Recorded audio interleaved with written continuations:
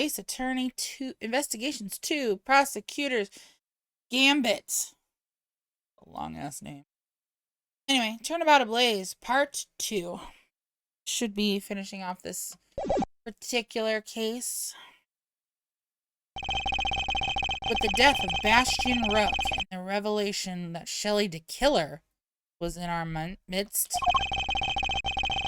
the case had taken a turn that we could never have predicted. Mr. Knight ordered that the door to the presidential plane be opened, and the emergency personnel attending to Mr. Rook's body were asked to leave. With the scene cleared, we stepped cautiously aboard. Oh, he's like dead.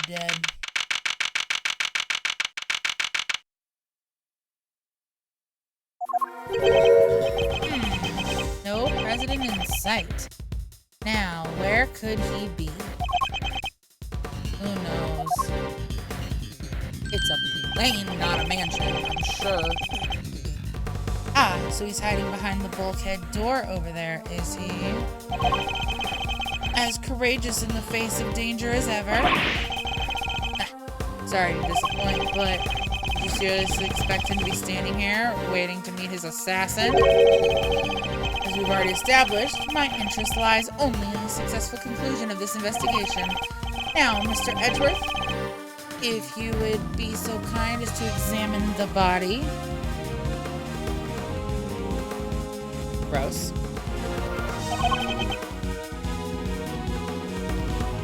All right.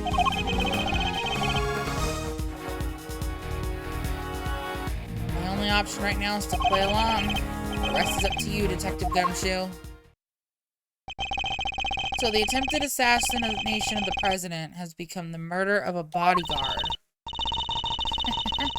You look like you could use a little help there, Mr. Edgeworth. Not that I need it, but yes. That's what I thought.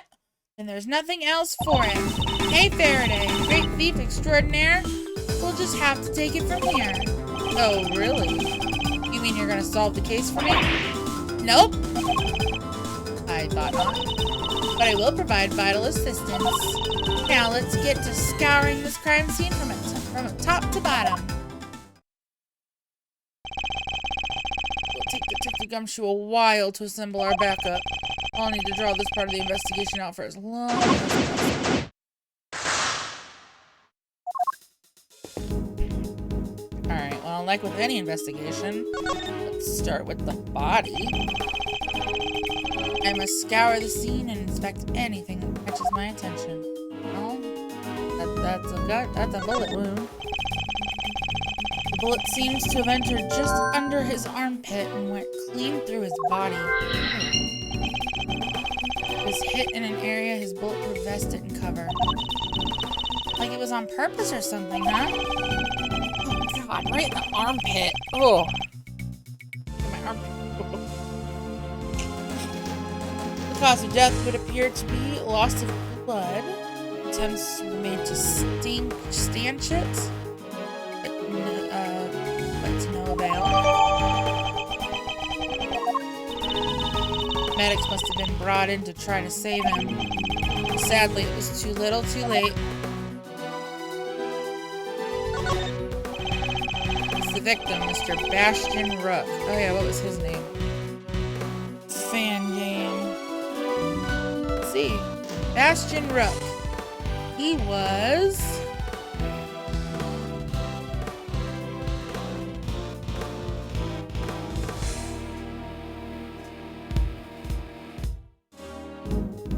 Ethan Rook, with an E at the end. Oh god, yeah, Bastian Rook is much better. Yeah, he does not look like an Ethan. Bodyguard of the president of Zhang Fa. He's one of the guys that brought the president inside as soon as the shooting started. Which means he continued to do his duty right up until his dying breath. Good man. At least he'll get posthumously promoted? Okay, it's better to know when to say nothing at all than to end up with your foot in your mouth. What do you mean? I mean, bodyguards don't even operate on the same rank promotion system as the police in the first place. Yeah, what's he get? He's like the head of security also. What's he gonna get promoted to? The president? Oh, there's the gun.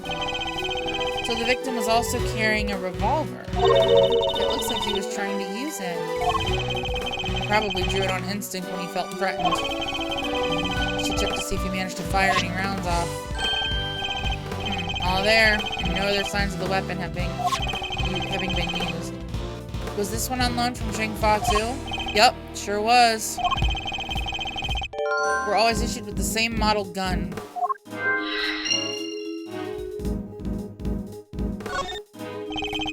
It's a bulletproof attaché case.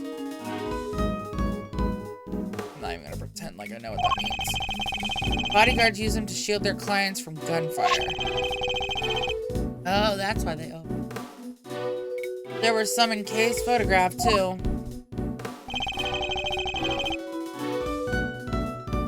Looks like Rook and Knight each had one.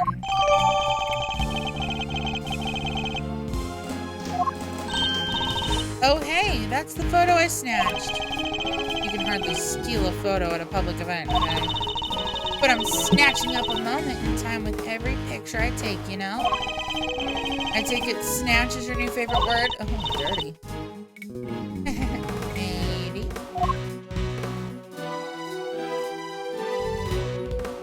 Blood. I want to examine the blood, damn it. There are 2 large rectangles cut into the floor here. Hinges to the gaps. It's an emergency entrance disguised as an emergency exit.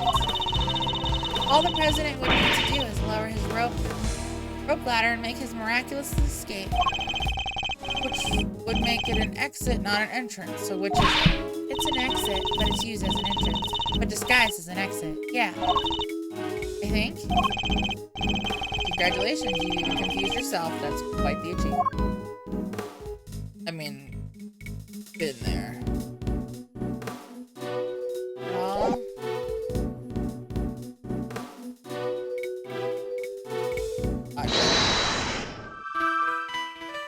la la la la la la la.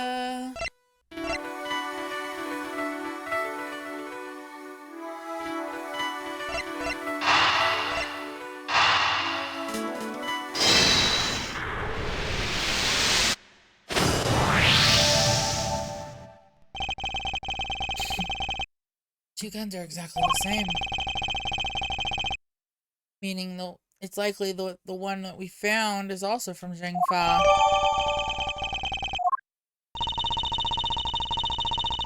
The bodyguards all got their guns from Jingfa authorities, right? Yes. Are they like super rare or anything? No, I don't believe so. This model isn't exactly easy to come by in this country, but it's certainly not impossible either. Boo! And here I thought they might be valuable treasures. Yes, it is something of a shame. Whoa, I just mentioned treasures and you actually responded for once. I only need to point out that if the guns were rarer, it would be much easier to trace them. Which would have made them treasures of the evidence variety, I suppose. Ha! See, everything's a treasure hunt one way or another, including this investigation. You could say that. Alright then, it's treasure hunting time. On with the investigation. Certainly seems a lot more thick all of a sudden. Alright, well, I want to look at this. Bank of monitors displaying camera feeds from in and around the plane.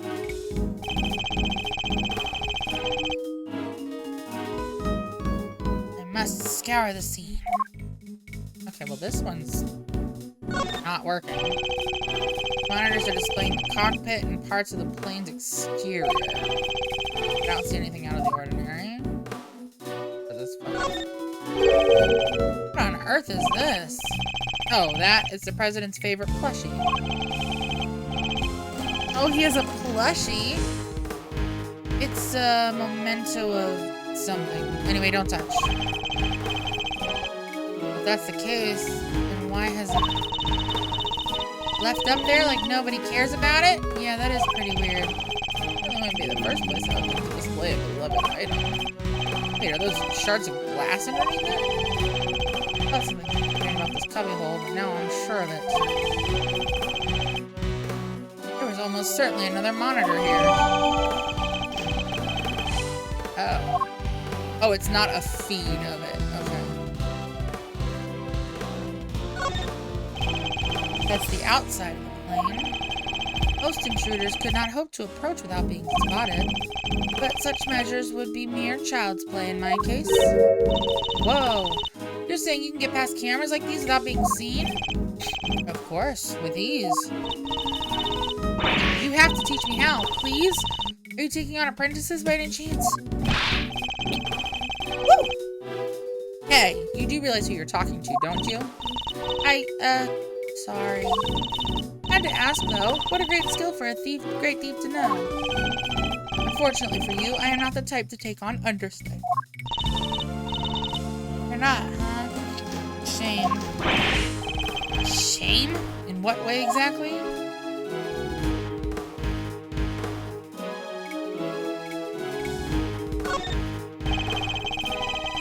This monitor is displaying a feed of this very room. It didn't go cheap when they bought these, huh? Very high res. Oh, I'm afraid I can't tell myself. But I can even see the little crow's feet around your eyes. Oh, my bad. They're just the usual deeply etched lines, you know, on your forehead. If you've quite finished.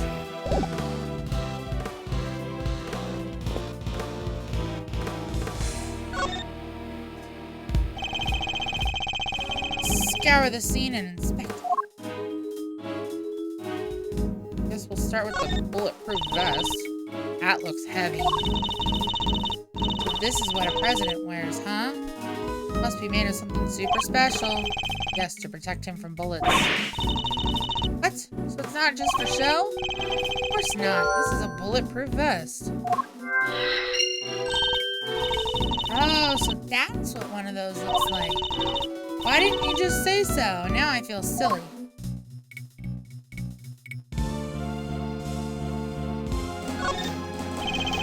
Documents of some kind. We could always steal a glance.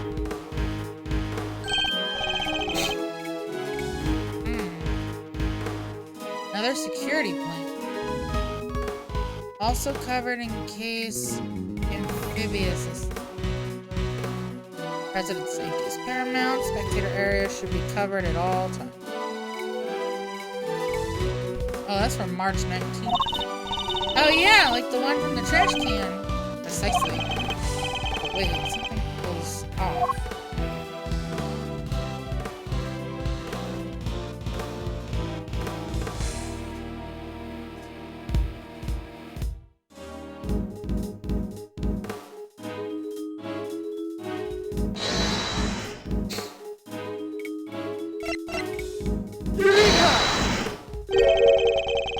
The two plans are different. Was the security detail reorganized at some point? Huh? Oh, you're right. Yeah, we made some last-minute changes yesterday. President's orders. Why the urgency? Because of what happened the day before. The killer here tried to take him down. He infiltrated the security detail, posed as one of us. Rook figured it out first, but not before the guy got within striking distance of the president. If our leader hadn't stepped in just now, we'd all have been out of a job. But he made it, and our friend here wound up with a seriously twisted arm. Rook put a bullet in it for good measure, too. I mean, hey, do what you gotta do, I guess. And where were you while this was happening? You were the first one I overpowered, were you not? Ooh, that's embarrassing. Shut up, kid. Ah, now I get it. Your neck has barely begun to heal. You've already forgotten who I am. I'm disappointed. It's you. Busted up my neck so bad I can't even look to my right. I was somewhat astonished to have sustained an injury at all. A testament to Mr. Rook's skill. He was truly a master of his craft. Unlike a certain other someone I could mention. I'm just as good as he ever was. You were a pawn to his queen, my young friend. What the heck do you know? That's why you remembered Mr. Rook's name. You admired his skills as a bodyguard. Indeed. While I was serving on the team, I learned the names of all the operatives, but his in particular stayed with me. It joined the very short list of those who have ever successfully wounded me. That's the connection he was talking about. That's why we changed up the security plan. Had to be sure there weren't any more assassins in the ranks. The president didn't want anybody on stage he didn't trust, and he only trusts 2 people. Me and Brooke.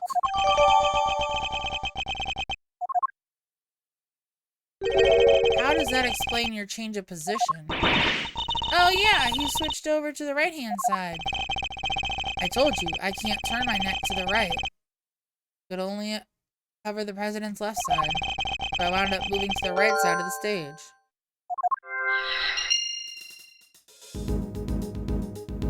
There. Okay, now what the hell is this? A curious figure of a curious animal with a curious expression is staring straight at me. Look, there's a big lever right by its butt. Don't even think about it. Oh, I wasn't thinking anything, I swear. I imagine that lever opens the panels beneath my feet. Ah, I see, so he's standing on a trapdoor. I strongly advise you not to pull it. Do so and regret it. You know, I'm okay with taking some advice, especially when it's from a professional killer. His personal safety alarms are very colorful. Looks like they get a lot of use as well. Oh, the president. He seems like a thoughtful guy. Buying these for his kids, maybe his wife too. Why would they be here if that was the case? No, these are for his own personal. Objection, Your Honor! It is simply not possible for one person to use this many personal alarms. Why, you ask? Because he is human and therefore possesses only 2 hands. 20 hands wouldn't be enough to count the number of objections I have to that objection.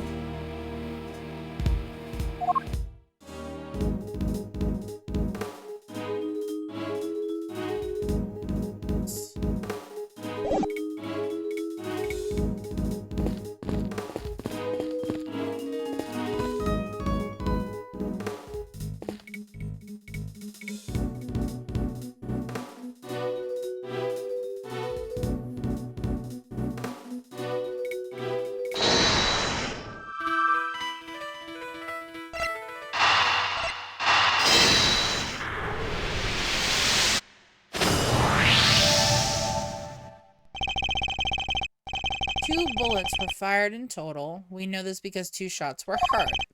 One traveled through the flag and into the balloon. The other took Mr. Rook's life.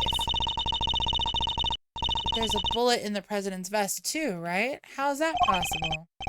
How indeed. The numbers don't add up. However, there is one possible explanation. There is?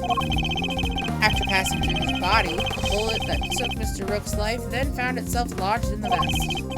In other words, 2 of our bullets were in fact 1. No way.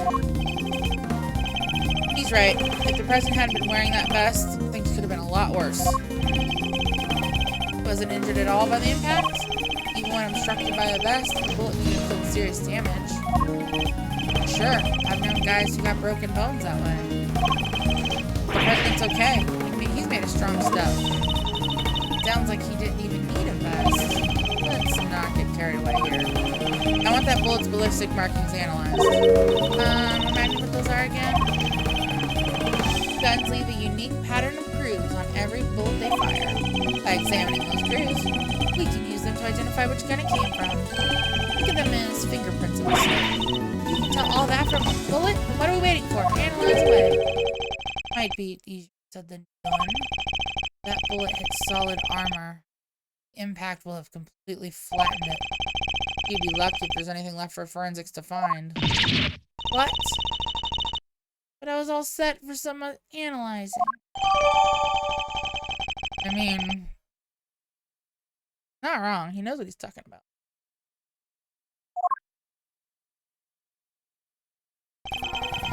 That's quite enough investigating for now. Taking so long to Well, Mr. Edgeworth, have you solved the case? No, not yet. Is that so? Then perhaps interviewing another key witness might help you to do so. Another witness? Who? You don't mean the most important witness of all, the man on the other side of that door. He really intends me to have me question the president? Now, if you'd be so kind as to summon him, Mr. Edgeworth. Stop right there, to killer. You're nuts if you think I'd let him anywhere near you. Well, Mr. President, I'm sure you're watching us through your security feed, aren't you? In which case, I politely request that you show yourself. That is, if you value your bodyguard's life. Don't be stupid.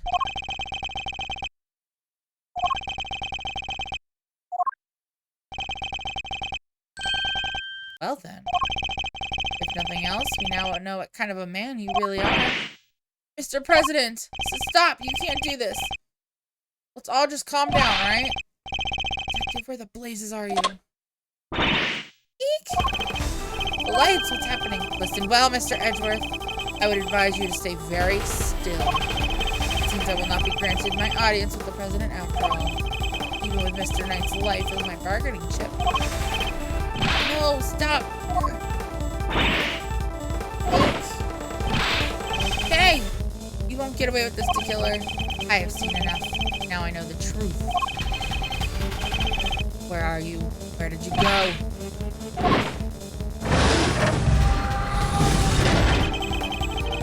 I leave the rest in your capable hands, Mr. Edgeworth.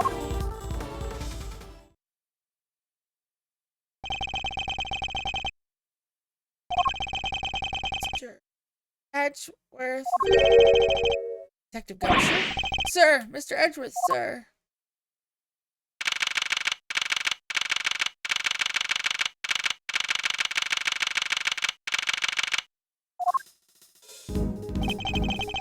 Must have been knocked unconscious.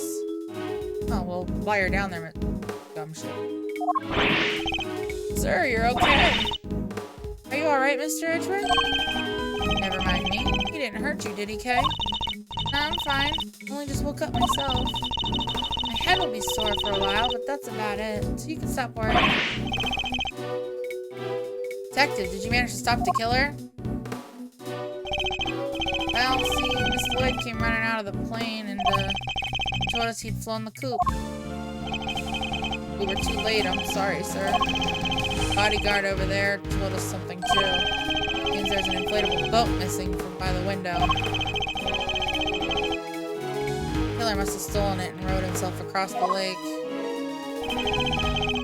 What about the cordon around the park? I'd call everyone back in to stake out the plane, including the guy stationed across the water. Things completely slipped through our fingers. Not the best look for the department, but yeah. Hey, Edgeworth.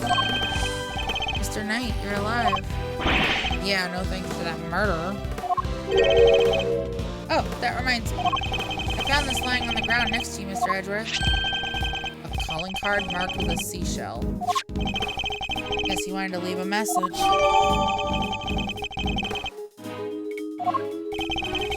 The killer usually leaves these next to the bodies of his victims. But you're not dead, sir. But I could have been. Maybe that's the message. I can't stop thinking. Writing words. Have words on it? Doesn't matter, I can't.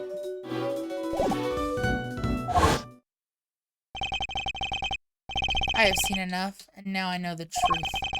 I leave the rest in your capable hands, Mr. Edgeworth. Now I know the truth. The truth about what? Roger that. All clear out here, sir. Over. What's going on? It's the president. He's coming out. Now?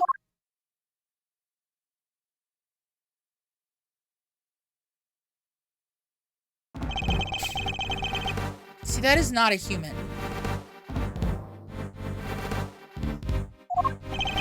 So he's the president of Jingfa, Mr. Dijon Wang. And you are. It's an honor to meet you, Mr. President. My name is Miles Edgeworth. The honor is all mine, Mr. Edgeworth. I am Dijon Wang. I'm not saying Wang every time he shows up. I'm not doing it. Your efforts on behalf of Jingfa have not gone unnoticed. You averted something of a crisis. You must be referring to the Itagarasu case. Thanks to you, sir. But all I did was solve a few local cases of murder. You are too humble. I have been observing your investigation. You are an impressive operator, Mr. Edgeworth, even if the killer did get away. Very kind of you to say. I was watching. Sadly, I must inform you that this is as far as your investigation goes. What do you mean? Every time he puts that finger up, I think he's flipping me off. I'm just like, oh. Hear me, foolish prosecutor, for I shall say this only once. Knight has apprised me of the state of affairs. And from this point forward, the case will be handled by Jingfa's police force, the finest in the world. Even with the killer out of the picture, they're still looking to get me thrown off the case? What do you think you're doing, pal? Nobody talks to Mr. Edward like that. If it hadn't have been for him, I like that. If it hadn't have been for him, the killer would have... Detective. Forgive him, Mr. President, but I must confess to being somewhat confused. I fail to see how or why this case falls within Jingfa's jurisdiction. Failed to see. Enough, puny prosecutor. You seek explanations from a head of state? I say no, 1,000 times no. I will not explain myself to you. Now hand over the evidence you've gathered and remove yourselves from this plane. I'd do as he says if I were you, Edgeworth. This cannot really be the end of the line, can it?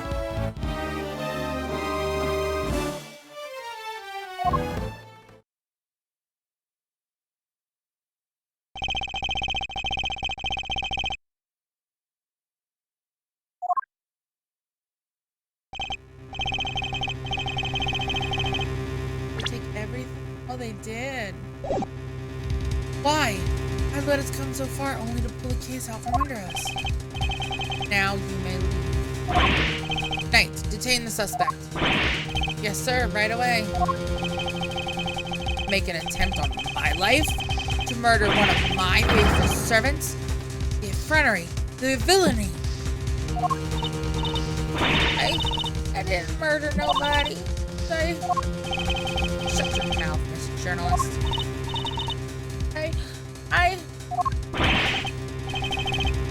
Answer me this. In a world already lousy with lies, with deception, with sin and iniquity,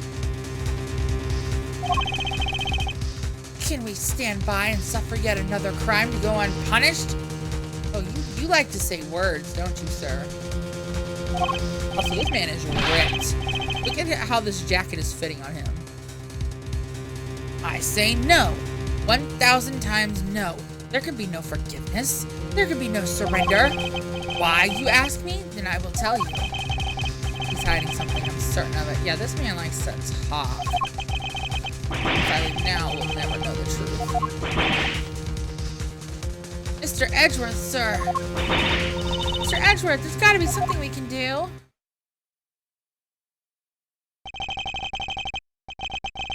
Thank you, Miles. Remember, how many times have you faced situations like this in the courtroom?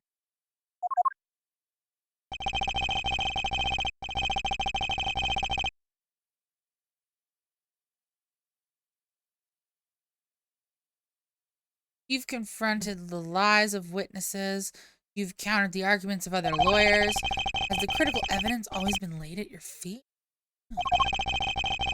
always got to the truth of the situation. And greatest weapon of all, your words.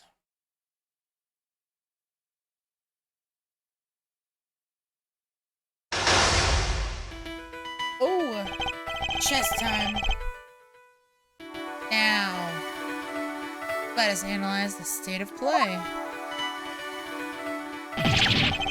Be gone, puny prosecutor, or do you dare defy the direct order of a president? You ain't my president. He's not gonna listen. He clearly means to drown out any objection by means of pure rhetorical force. When an opponent is on the offensive, the best thing I can do is bide my time and wait for an opening.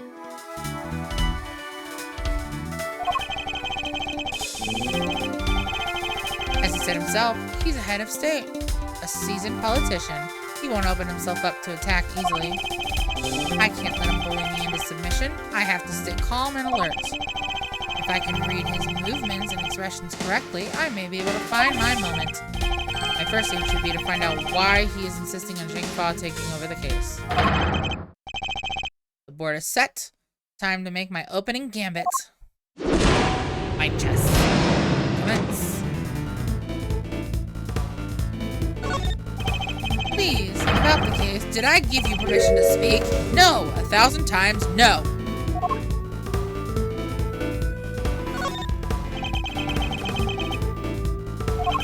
I am the leader of Jing Fa. I have no time for your insolent backchat. I was simply hoping to confirm one basic fact. You say that the investigation will now be assigned to your national police force? I do. Now enough of your pointless questions.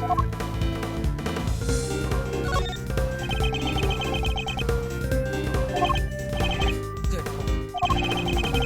The interior of this plane is the sovereign territory of Jing Fa. You have no rights here.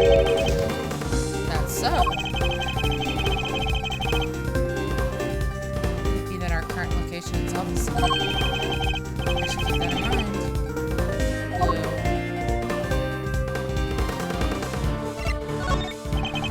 Could you at least explain to me why I am off the case? Imbecile! Cease your insolent jabbering! I need not explain myself to you. My reasons are my own, and they are none of your concern. Perhaps it's time to play my clue.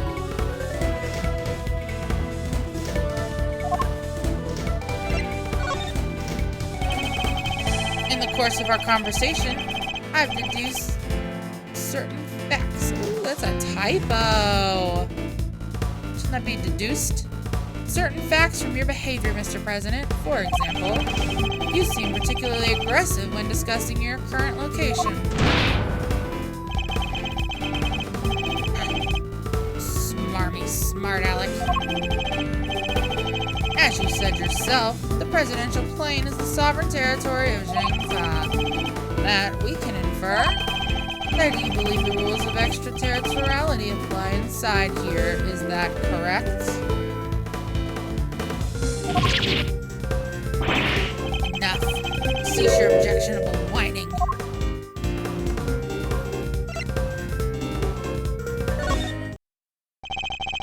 You can rant and roar all you like, but you won't escape my scrutiny.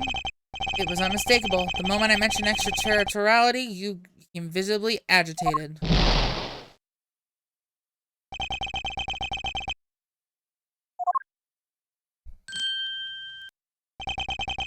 You think you're clever, don't you? Let me answer your little question.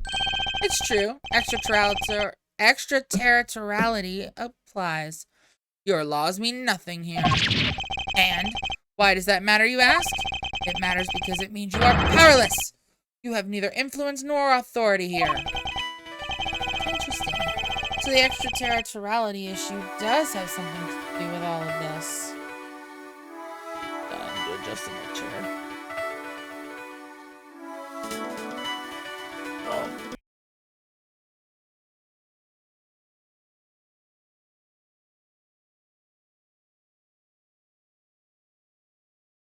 Oh, it happened.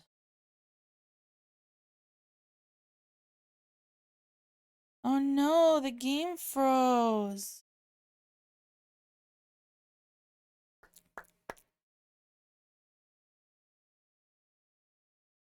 Fantastic.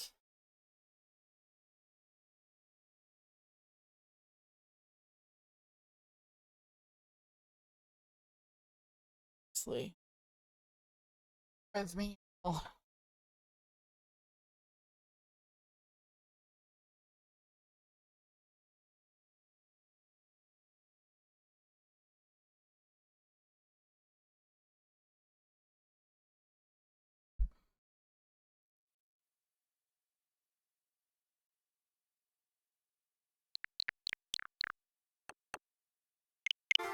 Sorry about that.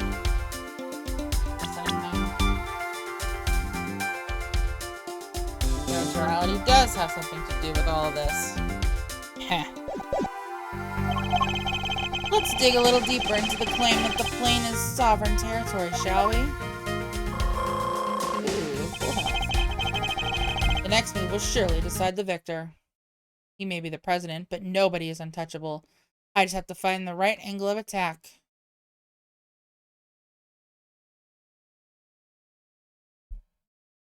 What does this keep?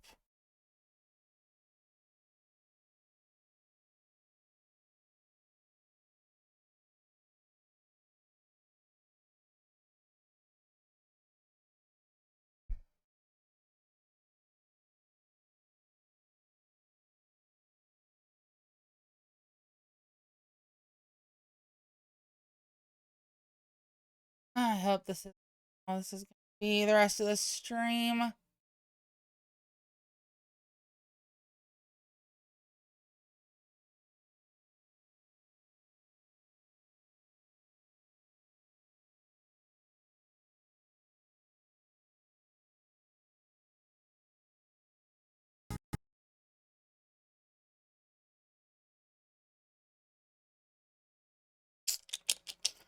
Technical difficulties. We see it.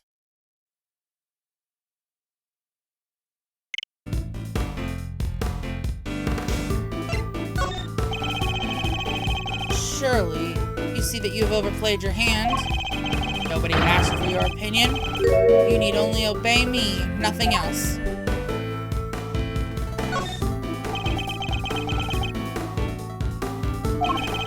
You dare tell me how to govern? How to lead? You dare contradict me? On the matter of Miss Lloyd's guilt? Yes, I do. No, she is guilty. She is the culprit. There is nothing left to debate.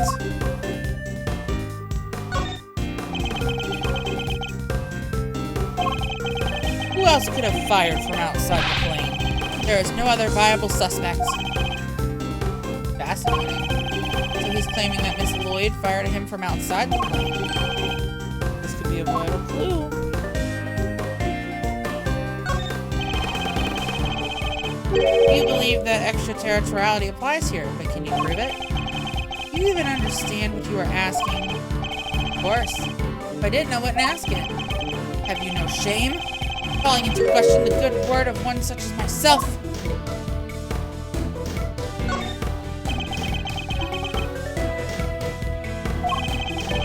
I have no more time for this. You clearly cannot be saved from your own foolishness.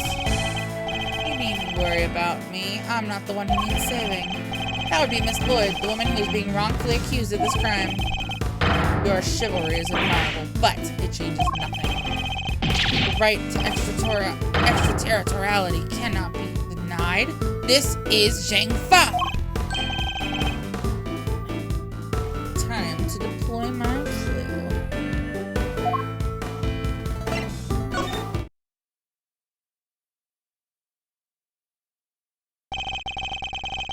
I may not be able to call the extraterritoriality of the presidential plane into doubt.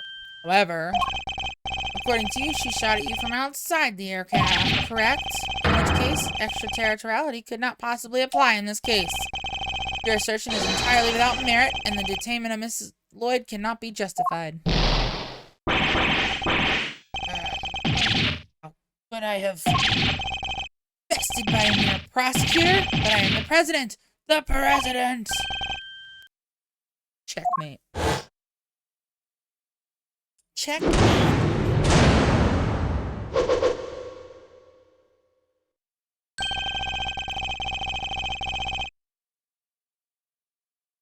I trust you won't mind if we continue our investigation now, Mr. President.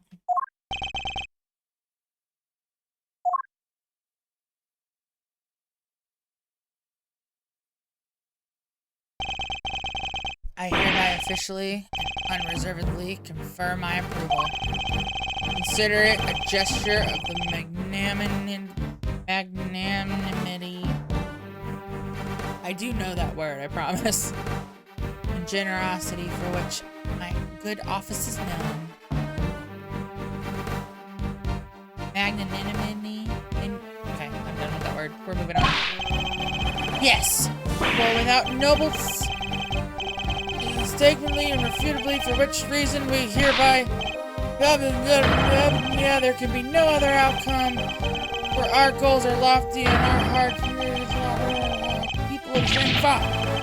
God, shut up, please. All that when he could have just said, okay, you got me? Politician. Mr. Knight, if you would care to return the evidence. Take it. Yay! You did it, Mr. Edgeworth. You sure did. Now the investigation can continue. Whatever. Enjoy your pocket full of pawns. I'll be over here enjoying how you put them in play. You will definitely enjoy my next move. Mr. President, one more favor if you'd be so kind. What is it? You can please give us your testimony concerning the incident itself. Now you want me to testify? Whoa, that's your next move? If you want the president to testify, you'll have to take him to court. Oh, good time, Mr. Knight. He will get his day in court soon enough. But if a person of interest refuses to cooperate at the investigative stage of the process, they are obliged to provide detailed justification as to their reasons for doing so. That's... What's the matter? Is there something you'd rather we didn't know? Stand down, Knight. I'll do as the prosecutor asks. Thank you for your cooperation. Now listen and listen well.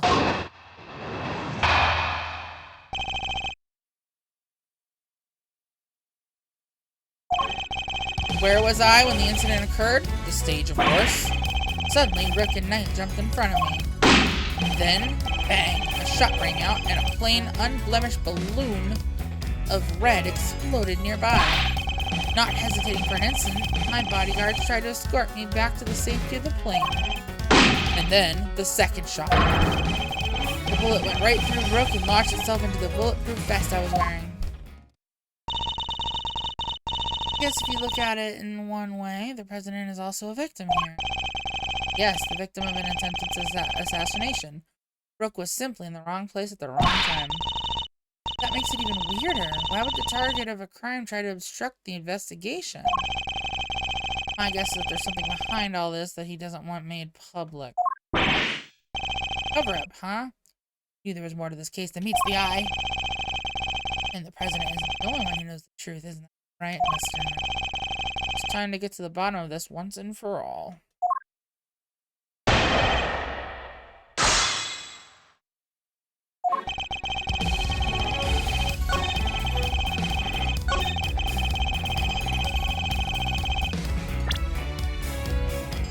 Objection!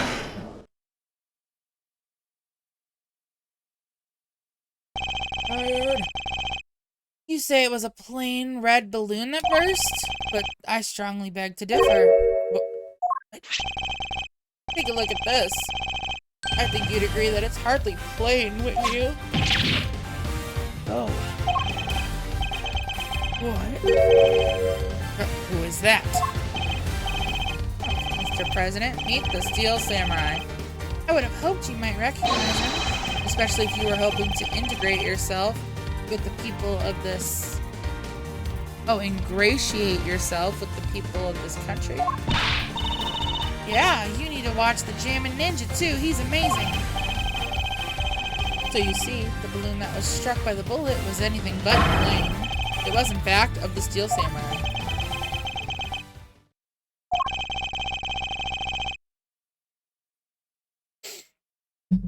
But the briefing mentioned 2 plain red balloons.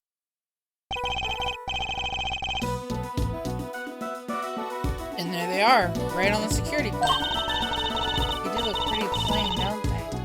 Just simple round balloons. Hey, what is the meaning of this? Explain yourself. Yes, Mr. President. It seems the steel samurai balloon was borrowed at the last minute, sir. Borrowed? That's what we were told. Guess they only reported the incident to us bodyguards, though. Okay, the shit was right over here. I really hate that. Seems there was a little trouble here on site last night. One of the original balloons burst somehow. So they swapped it in as an emergency replacement? Yeah, one of the stall holders happened to have it. What I hear, he was more than willing to lend it out. A very happy-go-lucky kind of guy, they said. Happy-go-lucky?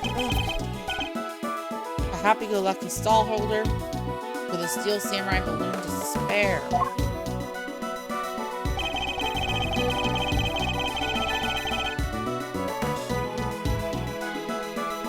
They filled just the bottom part up with air to make it look like the other ornamental balloon.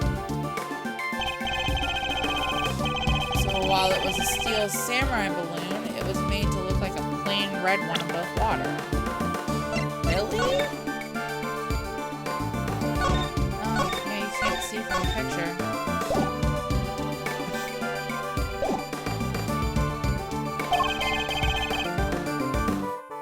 Is that the long and short of it? Why was I not informed of this? Sorry, sir, we didn't think it was a pressing issue. And indeed, you saw it and knew no different, correct? Yes, I suppose so. I believe mistaken the steel samurai's pants for red. Still, Mr. President, I struggle to see how you couldn't have noticed something different about the balloon. Of course. That outburst for. Now I remember. I could barely see the balloon. Couldn't see it? That's right. The wind was blowing too hard. Flags to the side of the stage were flapping incessantly and blocking my view. Is that so? I believe that. Yes, those 2 flags. They're being blown back towards me. Would have been a strong wind blowing right around the time of the incident, strong enough to blow the flags in just such a fashion. Does that conflict in any way with our understanding of the case? Thank you, Mr. President. Your testimony has revealed yet another contradiction. It has? Yes. A contradiction that could turn this entire case on its head. When I arrived on the scene, the wind had died down and the flags were resting calmly for the most part. But if the wind had previously been blowing the flags as the president describes, a certain piece of evidence suddenly takes on a very different meaning.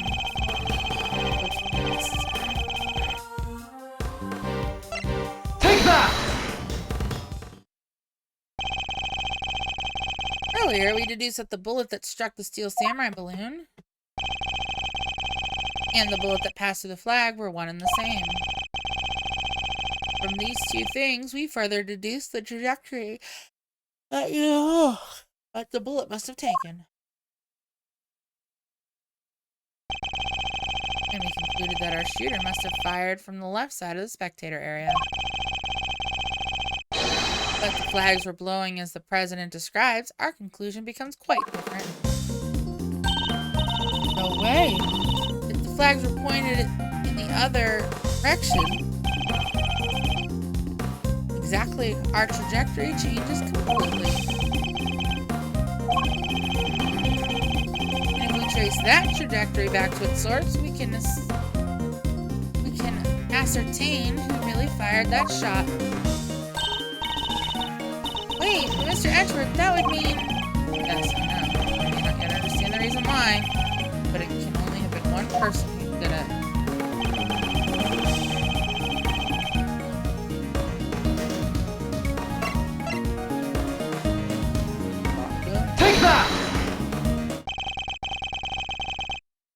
person who fired that shot was none other than you, Mr. Knight. What? The path from the balloon back through the flag leads directly to the spot where you were standing.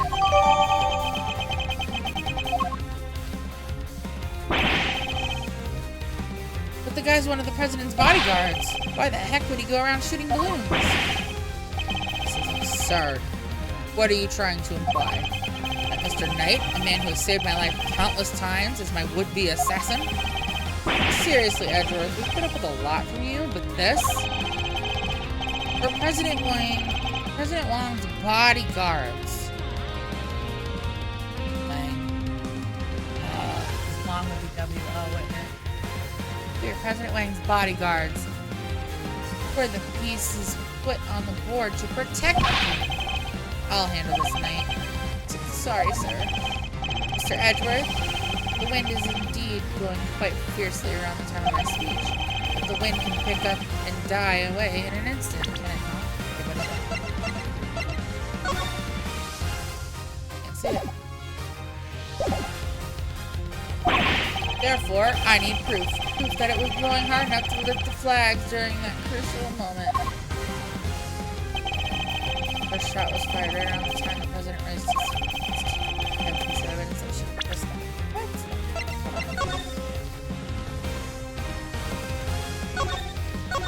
Yeah, but like...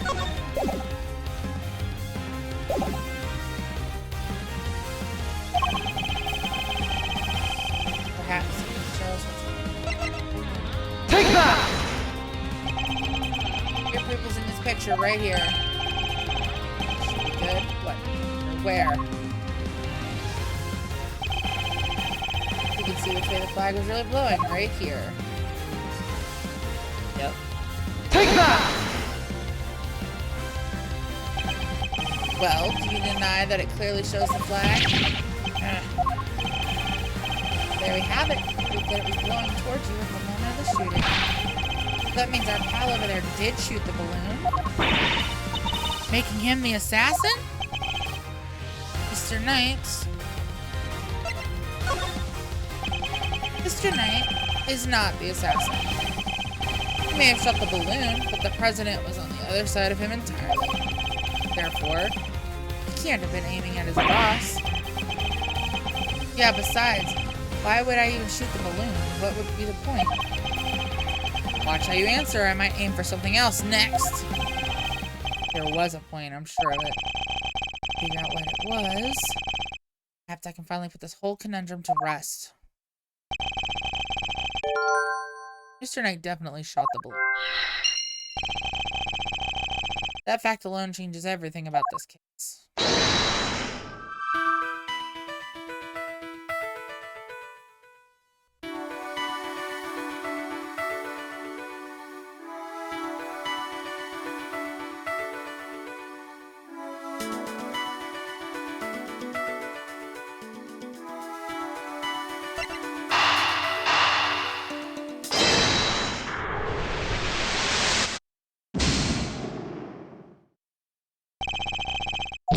Right? I need to reconsider the information I have. Is that not what it said to do? Connect this. Oh. I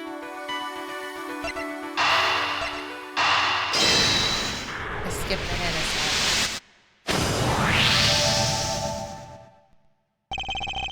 Why did Knight's assigned position change? I told you I can't turn my neck to the right. I can only cover the presidential's left side. I wound up moving to the right side of the stage. But is that the only reason?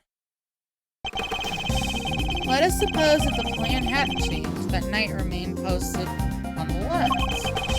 Given that he was unable to turn his head to the right, would he be able to shoot the balloon closest to him?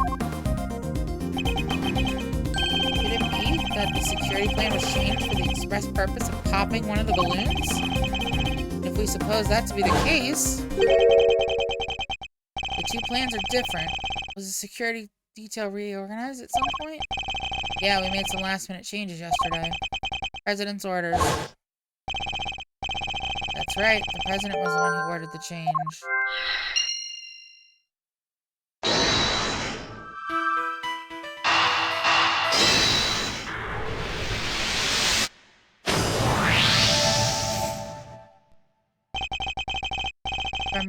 right. The president knew in advance about the balloon shooting. He must have had foreknowledge he would someone's crosshairs today as well. If that's true, then everything else that's been bothering me falls neatly into place. How did the shooter get a gun past such heavy security?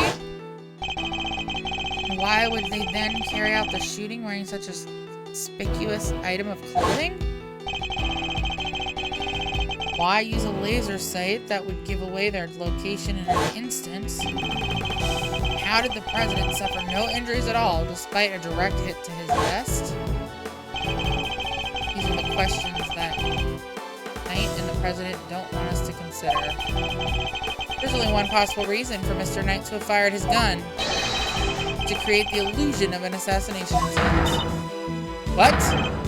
Huh? Idiot. You do understand what you're saying? Oh, I understand all too well. I understand everything.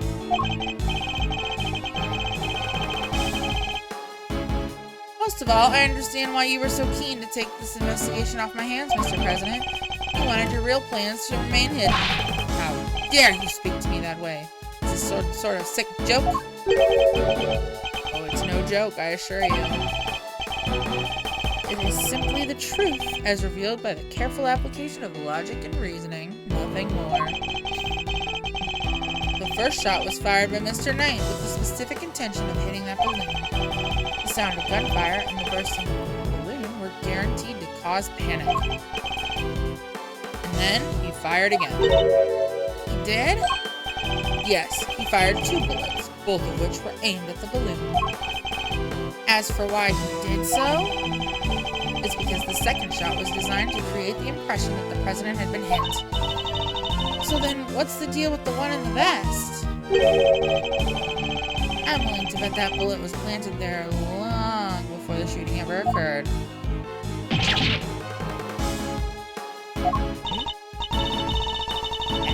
So Mr. Heroic President didn't take a bullet after all.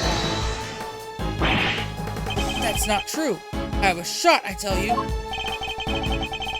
We'll be able to verify that for ourselves once we take a closer look at the bullets. At the very least, we can expect to find traces of Mr. Rook's blood on it, correct? You said it yourself. You found the shooter in a photograph. The person with the red hood. Objection! I thought I made myself clear. The trajectory points to only one possible shooter, Mr. Knight. Then where does Tabby fit into all of this? She was simply one part of their plan. In order to place the suspicion elsewhere, they set about creating a fake assassin. A highly suspicious person with the red hood. I have yet to ascertain exactly how complicit Miss Lloyd was in the whole scene. But I can say with some confidence that none of the shots were fired by her. I suspect her only job was to point a laser sight at the president. That's right! Then I was tasked with turning your jacket inside out the moment the crowd flew into a panic, yes. Thus making the mysterious red-hooded shooter disappear in the blink of an eye. Then, when the gun and the security plan were later found in the trash can, it would have all appeared to have been the work of an assassin so skilled they could vanish into thin air. But then the case would have gone cold. Exactly what our friends here were hoping for. Makes sense now why they wanted you off the case. Indeed, because the entire affair was a cheap ruse perpetrated by the president himself.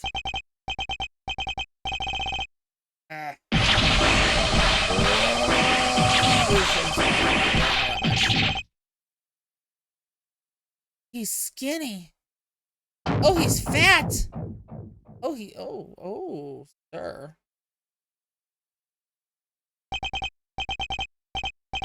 No, Okay.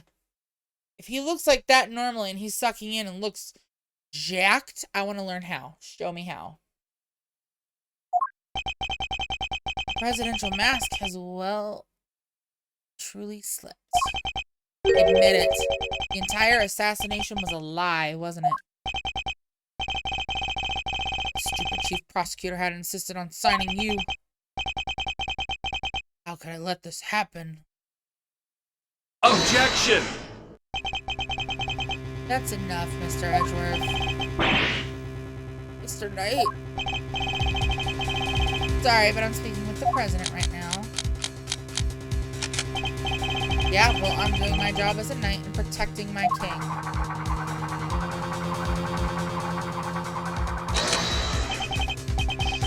So go ahead. Keep running your mouth. Perhaps it would be better if we stuck to threatening each other with words. He wouldn't, would he? Nah, I don't need this thing to shut you up. Alright, my move. Question. You claim I fired my gun from on stage. How do you figure I did that in front of a crowd of thousands? Excellent point. Time for my counter move, I suppose. You had a certain something that allowed you to conceal your action. Certain something, huh? Mighty specific.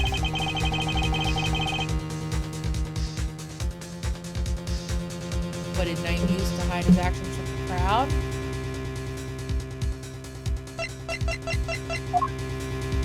The case. Take that! My attache case? Alright, so we're going to be having that word come up a lot, so I need to know how to pronounce it.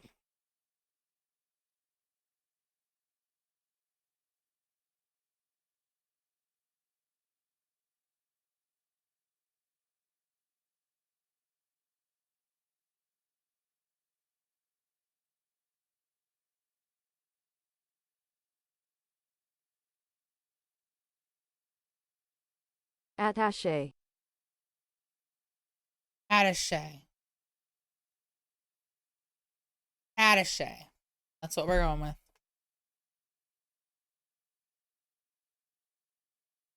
My attaché case? Yes, take a look at case photograph. Your right hand is completely obscured by the case. At the very moment this picture was taken, you were firing your gun. And in such a way that you wouldn't be detected. Objection! You don't like to let the facts get in the way of a good theory, do you, Edgeworth? Shame you don't seem to have noticed. Noticed what? That theories are all you have. Conjectures. Nothing more. The flag was billowing in the wind at precisely the right moment. I hid my gun with my attaché case. Attaché case? We changed the security plan because I couldn't turn my head? It's all just speculation, circumstantial evidence at best. Can't prove any of it. If you at least had the bullet that burst the balloon, you might have a scrap of credibility. Imagine you could have run forensics to see if it matched my gun. But no, that bullet is at the bottom of the lake. Can I go dredge it up? I hate to say it, right?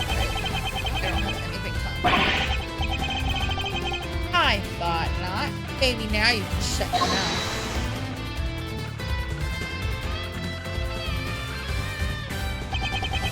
Miss Lloyd? Of course, she could set some light on this whole situation. I just need to get her to talk. What's the matter? Something you want to say, Miss Journalist? No, never mind. That's what I thought. Miss Lloyd! I need you to be brave. If you don't speak up, the truth will be lost forever. You are a journalist after all, are you not?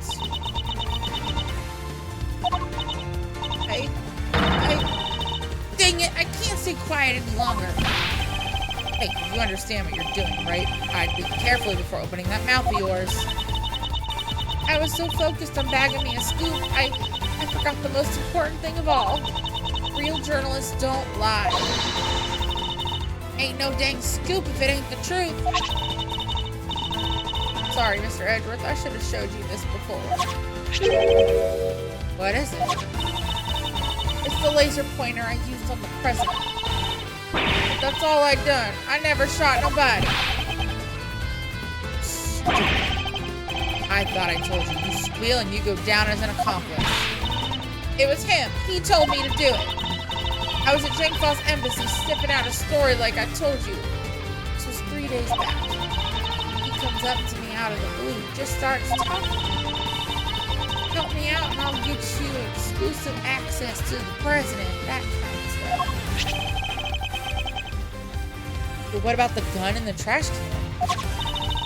That I don't know nothing about, I swear it. All he told me was to wear a jacket with a red hood and to point that there pointer at the president.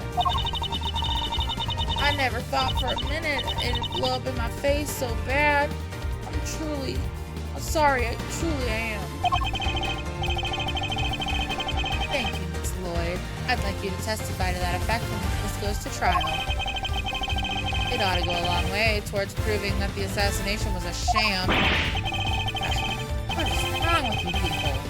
Don't any of you know what's good for you? My sympathies, Mr. Knight.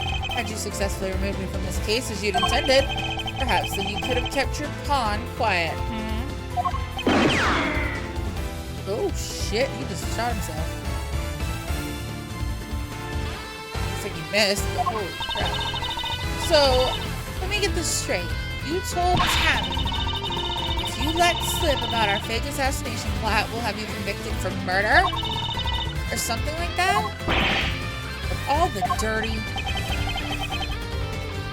I said no such thing. President Wang? Give it up, Knight. It's time we came. It's our only choice. So, Mr. President, you admit it. You admit that there was a plot to fake an assassination attempt. I do. I'm sorry. But why? Why do something like that? My popularity has been on the wane back home. I thought surviving an attempt on my life might give me the boost I needed. I know what we did was wrong, so yes, it was all lies. All of it. And the bullet in the vest? It was planted ahead of time. I wasn't hit by anything tonight.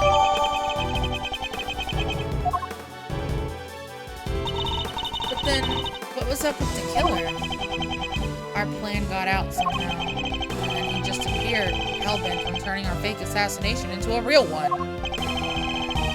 Hence the red raincoat, I suppose. He'd hoped to get in close enough as the fake assassin to finish the job. There is one thing I don't understand. Oh? And what would that be? Why did Rook have to die? If the whole thing was fake, how did he wind up getting killed for real?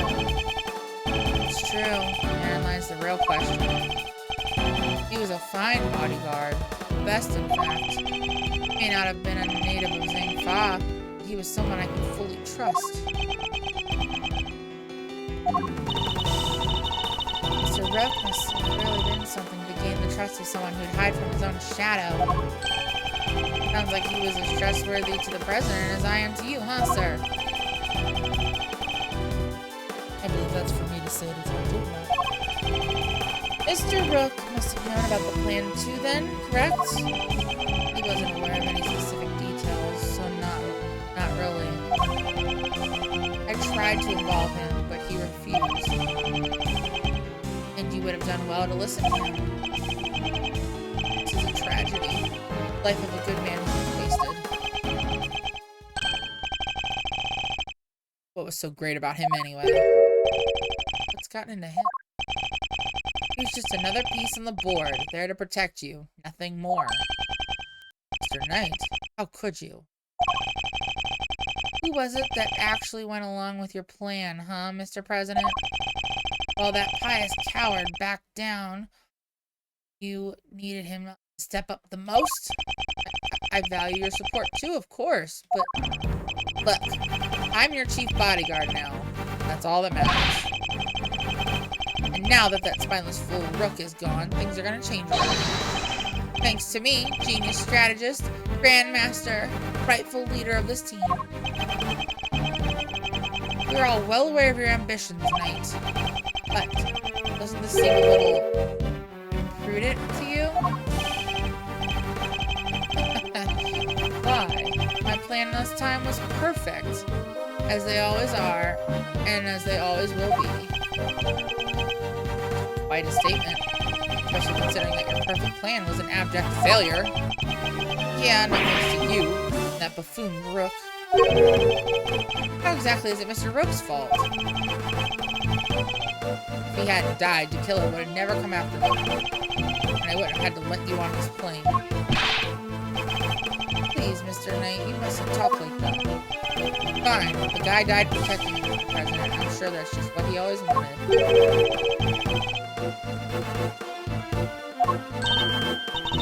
Wait, I thought the whole assassination thing was fake. Oh, come on. Do I have to say everything twice? We planned a fake assassination, but somebody else came along and tried to make it real. 2 shots were fired, remember? Like you said, Edgeworth, one of them was the bullet I shot through that balloon. But the second? That wasn't me. Oh, really? Then who did it? Then who did fire it? Real assassin. But not the killer. His plan was to come after the president with a knife.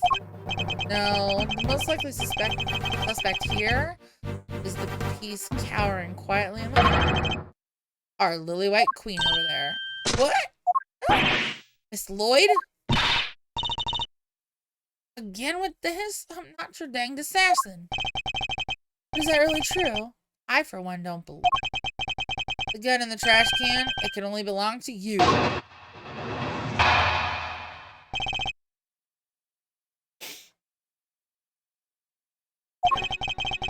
As soon as I shot that balloon, I rushed over to help Rook escort the president back onto the plane. I left Rook here in this room while I secured the president in the safe room. When I came back out, Rook was lying there on the ground. This journalist must have shot Rook while we were escorting the president off stage. That single killer shot was fired by the gun you found in the trash can.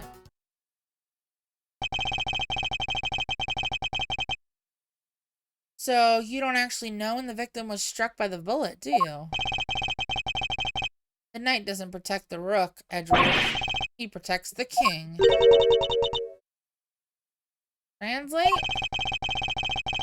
Means that his only concern was protecting the president. Lose the king and you lose the game. Isn't that the first rule of chess? But a win in which a key piece is sacrificed is a hollow victory indeed. Doesn't matter. It's still a victory. I kept the president safe. I win. Well, it's a bit early to be calling our little match in. It's a bit early to be calling our little match in any case, for this is where our battle really begins. How many times do I say that every case, sir?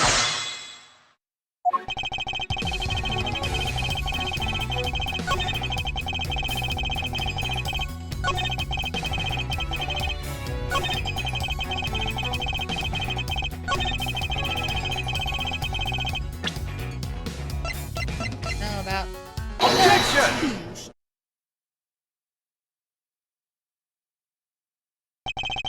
So, you contend that it was you who shot the balloon and Miss Lloyd who shot Mr. Rook?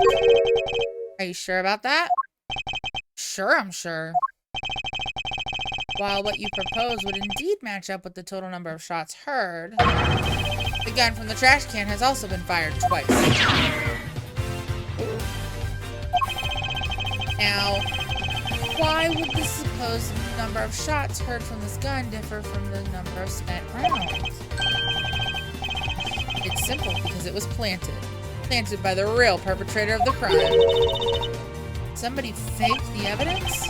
Yes, and if you think about it, their reason for doing so is obvious. To ensure that whoever found the gun would conclude that the shooter had been in the spectator area. And in order to do that, they had to make it seem as if both shots had come from this one weapon. I get it, so that's why it's got 2 spent rounds, huh? Precisely. As we've already proven, the bullet that burst the balloon came from a different weapon, which makes it entirely possible that the bullet which Mr. Rook didn't come from this... Which makes it entirely possible that the bullet which killed Mr. Rook didn't come from this gun either. Nice work, Edgeworth. Nice work, Edgeworth. That's some high-grade sleuthing. But why don't you get to the point? You've come this far, spit it out. Oh, I intend to, don't worry. The person who really shot Mr. Rook was...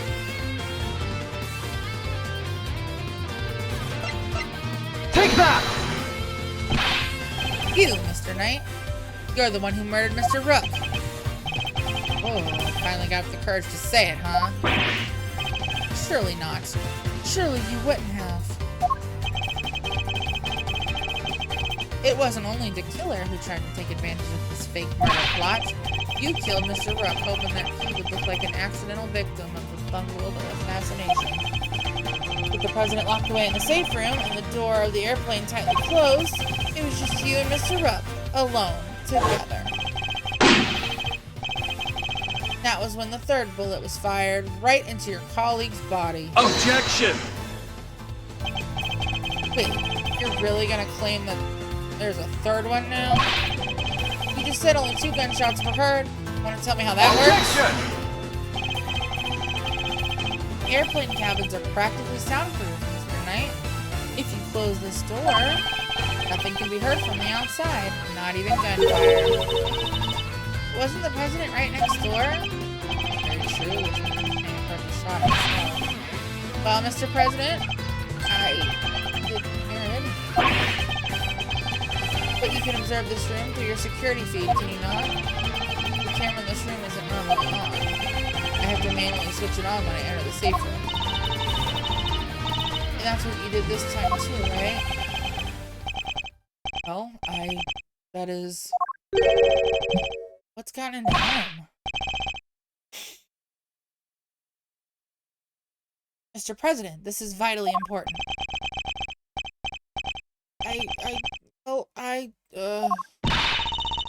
Please, President Wang. Fine. I was busy hiding under the bed, covering my ears. What? Even though you knew the whole thing wasn't real? Yes, because I hate the sound of guns. The slightest hint of that awful noise, and it's just too much. That's fair. That is fair. I'll give him that. This music. Oof. That there's sadder than a pot of overcooked crawfish. I thought it was a crawfish and not crawdads. Mr. Knight, you saw that President Wang was cowering beneath the bed. And what's more, you from the monitor bank that the security camera for this room hadn't been switched on. Which means you knew that the circumstances were perfect. You'd have fired the third shot straight at Mr. Rook. Knight, could you? Would you really have betrayed my trust so horribly? You think I killed the old half-wit? You don't trust me much, huh? This is the things I get for putting my life on the line for you day after day. I want to believe you, but I don't get it. I just don't get it. What is there to doubt here? What don't you believe that the... What, you don't believe that the girl over there could have done it? No, because this gun isn't the murder weapon. We know this from the number of bullets fired.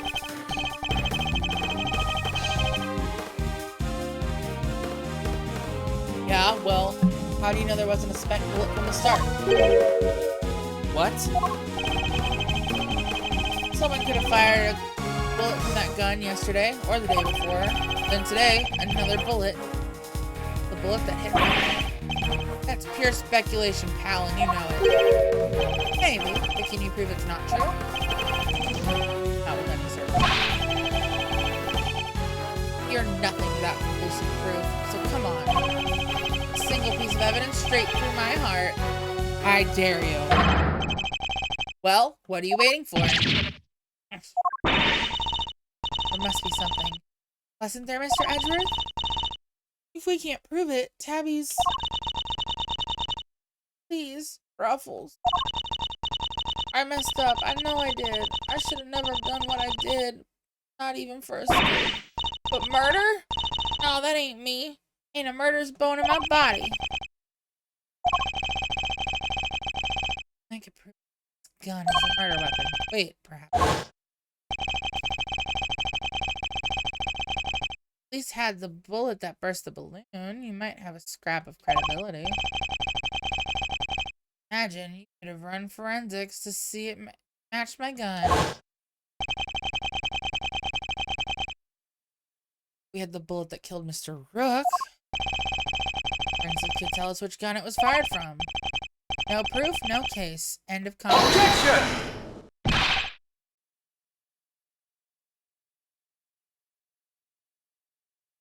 Hold it right there. What now? You're not about to claim you do have proof. Of course I do. This ought to be good. Alright, bring it on. Show me this proof of yours. The bullet that killed Mr. Rook? Very well. My conclusive evidence is...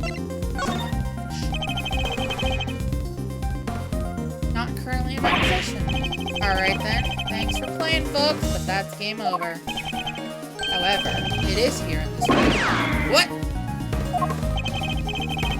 As we know, the bullet that killed Mr. Rook passed through his body. But where did it end its journey? Perhaps we should cast our minds back to an earlier conversation. Okay. After passing through his body, the bullet that took Mr. Rook's life then found itself lodged into the vest. He's right. If the president hadn't been wearing that vest, things could have been a lot worse. But now, of course, we know that the so-called assassination attempt was a complete fabrication. The vest was prepared in advance. Made it to look as if it had been hit by a bullet. Which begs the question, where is the real bullet? I like it. A twist. This is good stuff, Edgeworth. Come on then, don't keep us in suspense.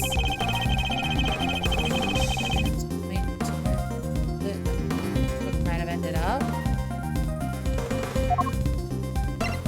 Take that! There's something very clearly missing from this room. Yes, a prosecutor with some common sense. Take a look at the bank of security monitors.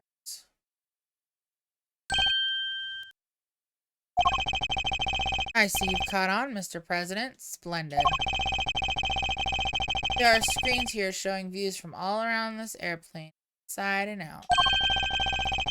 The only external angle not covered is the right-hand side of the aircraft. That's because one of the monitors is missing.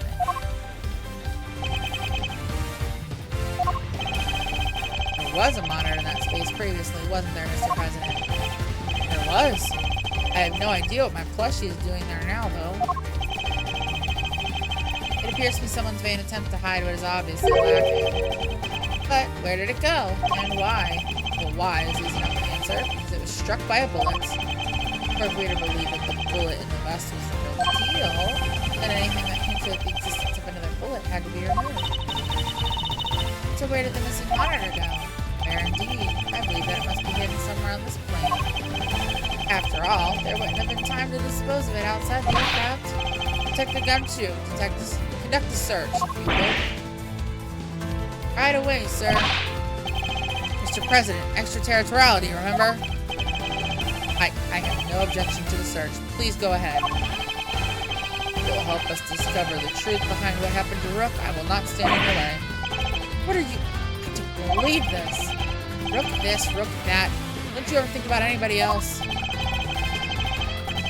search has been authorized, Detective. If you wouldn't mind. If you please. Sir, I found the monitor. Excellent work. Now go ahead and extract the bullet. Let's see if I put my hand in here and just... Come on. Got it. Well, would you look at that? Blood. This is the bullet that killed Mr. Rook. There's no doubt about it. And there you have it, Mr. Knight. A single piece of evidence you requested, straight through your heart.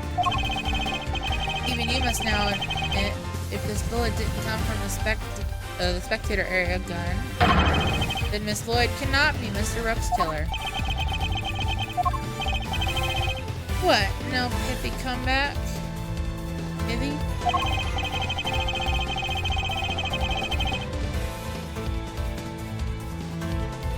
Detective, have forensics analyze the bullet for striations and compare them to the gun we found. Yes, sir. We'll get the evidence you need. You can count on it.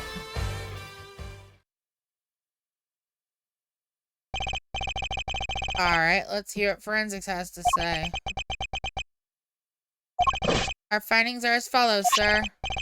Firstly, the blood on the bullet is indeed that of the victim, proving that it was the bullet that killed Mr. Rook. Secondly, we found Mr. Knight's fingerprints on the gun. Probably ended all the episodes. Now for the key part, the striation. Lastly, the striations on the bullet are a match with this weapon. What? How could that be? No way. Aw, come on. There's no doubt about it, sir. This is the gun that fired the bullet.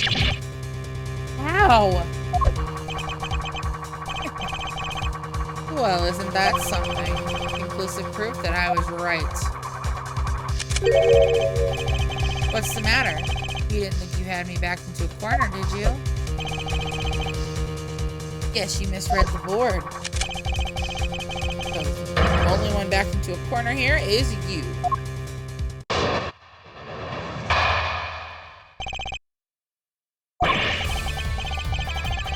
There's no denying it. Forensics proved that the gun and the bullet are a match. The bullet that killed Rook was fired from the gun you found in the spectator area. So, who pulled the trigger? It can't have been me. I was up on stage. Which leaves your little friend. The hack killed Rook. She's the murderer, and you just proved it. Your move, Edgeworth. But just remember two things. One, where you found that gun. And two, which gun that the fatal bullet came from. Whichever way you look at it, I can't have been the shooter. How did it come to this? Me and the president, we admitted to faking the assassination attempt. Now it's your turn to admit something. Who the killer really is. There's no way Tabby did it, is there? Well, let him get to you, Kay. We just need to go over his statements again. There must be something further we can deduce from them. Okay, let's do this, Mr. Edgeworth.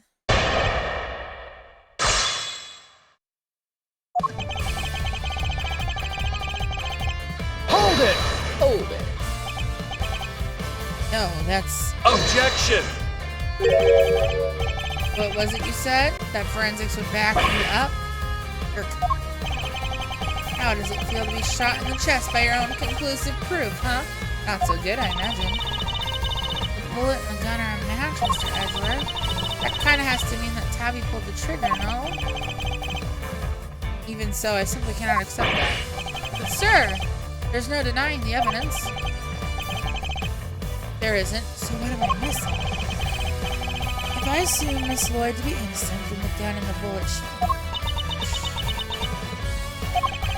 What is it, Kay?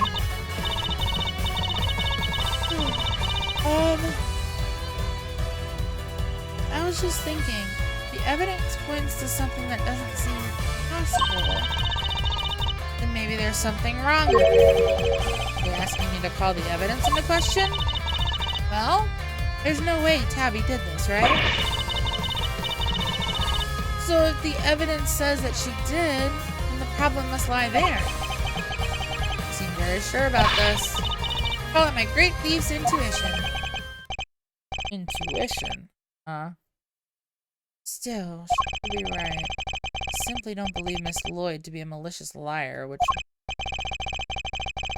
Someone who believes that evidence is everything in court, the irony is not lost on me. But, if I were to call a piece of evidence into question, it would have to be...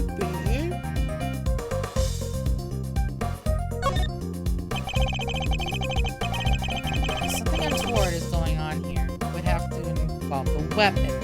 Bullet. After all, we only just recovered it a little while ago. Furthermore, we know that Mr. Knight had an opportunity to handle the gun. Now, hand over the evidence you've gathered and remove yourselves from this place. I'd do as he says if I were you, Edgeworth. This can't really be the end of the line, can it? Indeed, he had ample opportunity. There's no doubt that this gun is the weapon that was used in the crime. Which means it must belong to... Take that! Yeah, it belongs to Mr. Knight. He switched them around. Has to be it.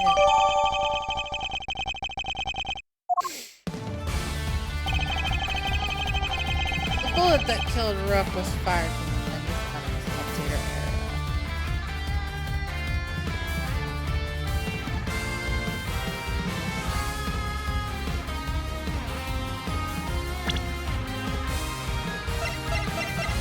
Objection!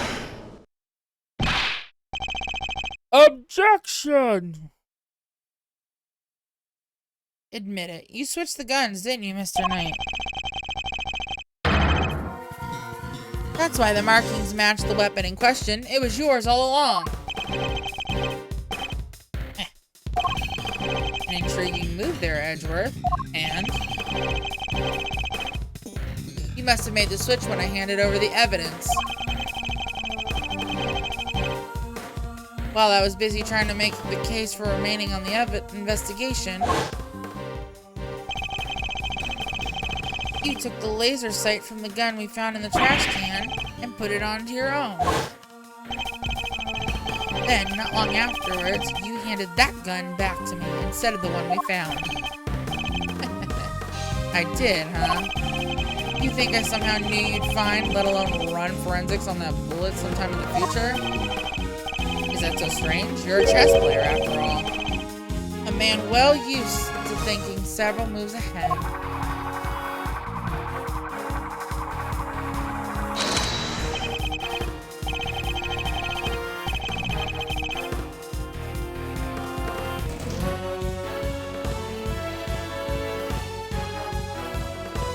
I'm flattered, but as much as it pains me to admit it, you're overestimating my abilities.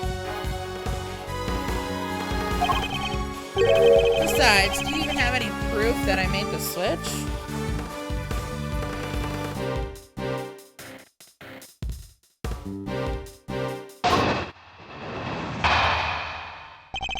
Prove it! The gun is the same model as mine. Weird, sure, but it's just a coincidence. And look, there's a laser sight attached. Also, take a look at the cylinder. Who's that boy? Oh, just what we'd expect to see. So what proof do you have that I switched the original gun out for mine, huh? None, that's what. You say I'm overestimating your abilities? You surprise me. What can I say? I'm a modest guy. More modest than you, that's for sure. Everywhere, except at the chessboard, that is. Well, I don't see a chessboard here, do you? Shame. Still, guess that gives you a nice excuse. I didn't mess up. I just didn't have the right evidence. I don't think I'll be the one making excuses. Rather, I didn't mess up. They just got lucky with the evidence, will be your excuse, I'd imagine.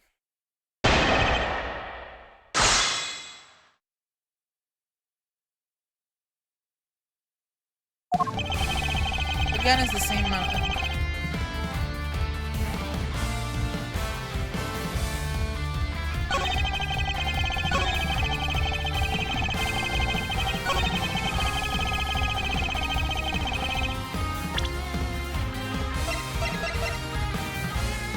Objection!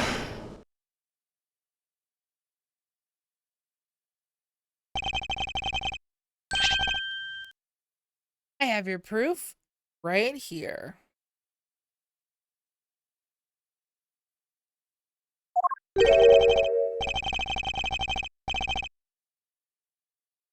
That's your proof? I think you've been working too hard, Edgeworth.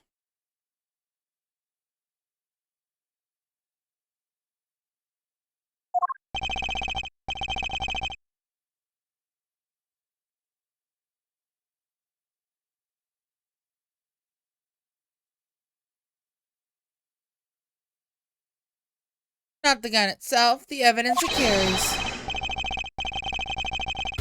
Evidence that will prove once and for all that it does in fact belong to you. I'm looking forward to this. Go ahead, make your move. What's about to come into play? The rook, the bishop? Not a pawn, surely. The evidence the gun will provide takes the form of fingerprints. Fingerprints, namely your fingerprints, Mr. Knight. Objection! My prints? Ha, of course my prints are on the gun. You handed it right to me when you gave up the evidence. How can they not be on there? Objection! What if I told you there are prints on a part of the gun that you shouldn't have touched at any point? What? Where? You can't prove that. Oh, but I can.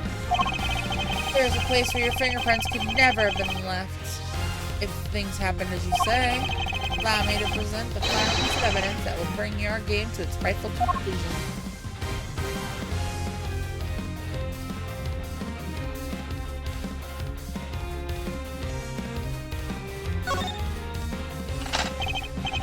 Here, look closely at the cylinder, Detective. 2 bullets fired, but where are the prints we're looking for, sir?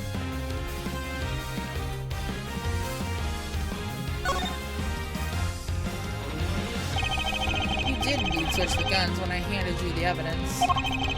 But if that were all you had done, your deception would have been easily detected. Because the number of bullets fired by each gun was different. There were 2 spent bullets in the gun weaver. Yeah, but what about Mr. Knight's gun?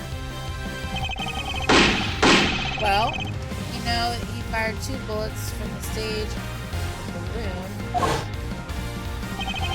And he fired another bullet into Mr. Rook, ending his life.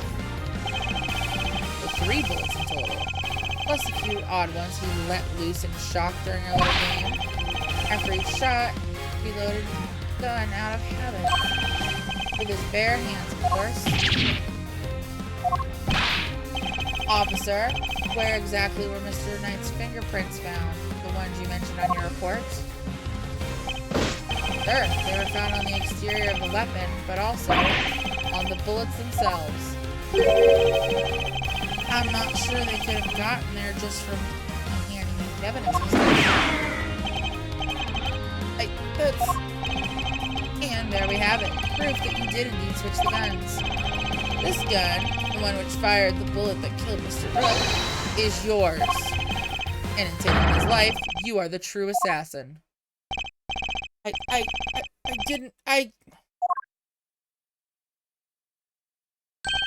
You dirty motherfucker. Checkmate.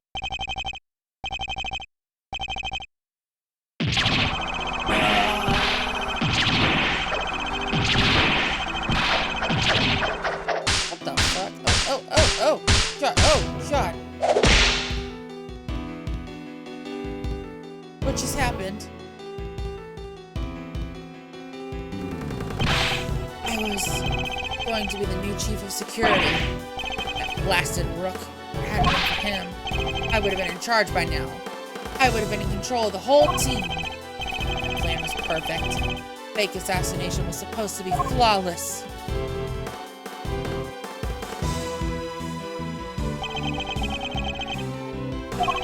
Detective Gumshoe.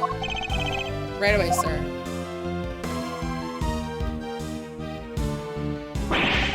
RCU Edgeworth. Our game isn't over yet. I'm afraid this is as far as we go for today. The next moves we play will be in the courtroom. But it's not fair. It's not fair.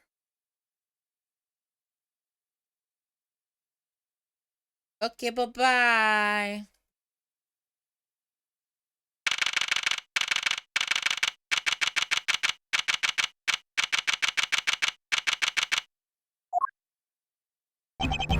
Mr. Edgeworth, I owe you a debt of gratitude. You exposed a murderer within the ranks of my own personal guard. I will not soon forget that. Suddenly very presidential again, now that we're back outside the plane.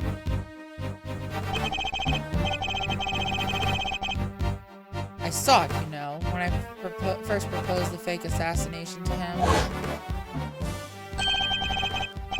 You want me to handle it, not Rook? Rook refused. But I can rely on you, can't I? Of course, sir. Count on me. I'll put together a plan that can't possibly fail. He'll play his part like the pawn he is. The hatred in his eyes was plain to see. He despised poor Rook. I was not entirely comfortable about moving forward with the knight in charge of our little deception. Looking back, I think he sensed my discomfort. I can't help thinking I played a part in his decision to end Rook's life. Mr. President, none of this would have happened if you hadn't plotted to fake an attempt on your life. That was your crime, and it is a crime you'll have to live with. Alright. I apologize for the part I played. I will no doubt be made to pay for my actions in one way or another. But thank you nonetheless. You solved the riddle of Rook's demise. For that, I shall be eternally grateful. I will be here in your country for a little while longer yet. When I return home, perhaps you will visit us in Zhengfa. You will always be welcome.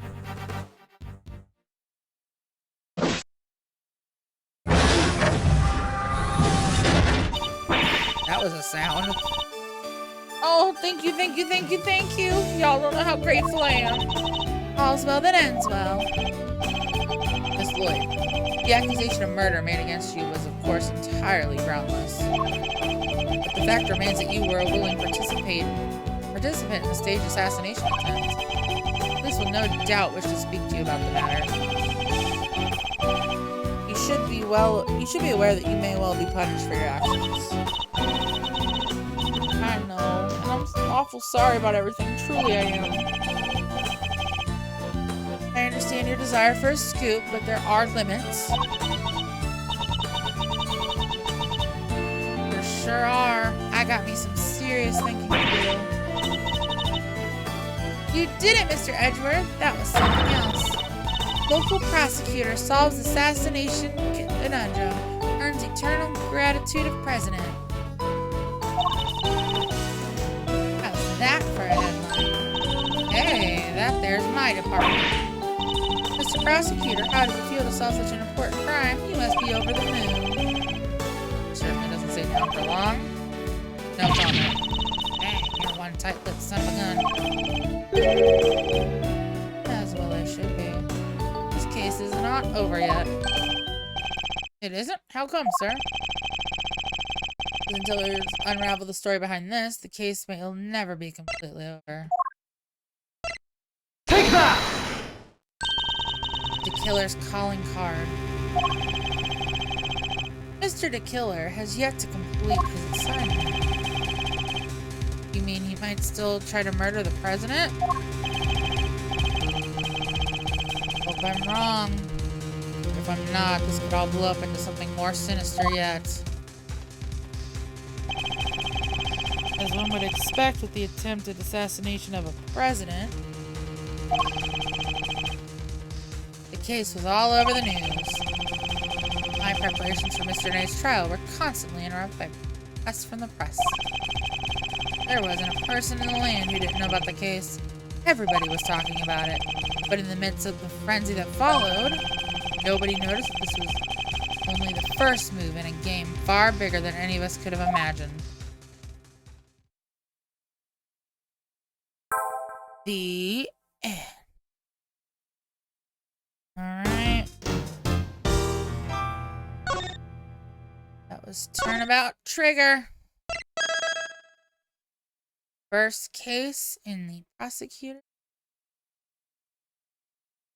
Anyway. That's enough of that. It is getting late, so I'm going to call it here. Good place to stop anyway, because that's the end of that case. Next time we will commence with, what is it called?